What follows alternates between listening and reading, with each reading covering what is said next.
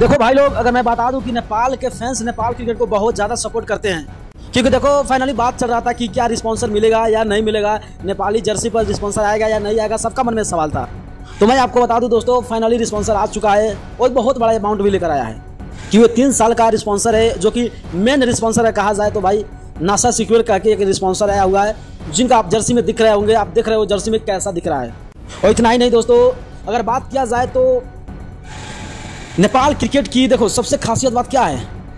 कि इनको आईसीसी का ऊपर निर्भर नहीं करना पड़ता है, क्योंकि एसोसिएट देश में अगर बात किया जाए तो आईसीसी का ऊपर उतना निर्भर नहीं होना पड़ता है नेपाल क्रिकेट को, क्योंकि नीदरलैंड की बात करें, स्कॉटलैंड की बात करें, सब जितना है उतना भाई आईसीसी का ऊपर निर्भर रहते हैं। भले आईसीसी को फंड देना हो या ना देना हो नेपाल क्रिकेट टीम को, ये अलग बात है, मगर देखो अभी नेपाल क्रिकेट का ऊपर जब 3 स्पॉन्सर मिला है, कहीं भी खर्च नहीं होगा, सिर्फ एक प्लेयर का, खिलाड़ी के ऊपर ही खर्च होगा, जो कि बहुत बड़ी बात है। और इसी से दिख रहा है कि नेपाल क्रिकेट को कितना ज़्यादा लोग सपोर्ट करते हैं। इतना ही नहीं, अगर हम बात करें देखो मेन रिस्पॉन्सर जैसे इंडिया के जर्सी पर आप देखे होंगे, खिलाड़ी के जर्सी पर सबसे मेन रिस्पॉन्सर ड्रीम 11 है, उसी तरह जैसे वो तो भाई 300 करोड़ प्लस पे करते हैं, मगर नेपाल क्रिकेट को यहाँ पर 7 करोड़ में ये हुआ है। और ये बहुत बड़ी बात है, क्योंकि छोटा देश, छोटा काम और लोगों का इतना ज़्यादा सपोर्ट भाई बहुत है, बहुत बात है। तो आप लोग क्या सोचते हैं कि आने वाला दिन में और कोई रिस्पॉन्सर आ सकता है नहीं? अपना राय जरूर कमेंट कीजिएगा। अगर नए हो तो चैनल को सब्सक्राइब करते हुए पेज को जरूर फॉलो कीजिएगा।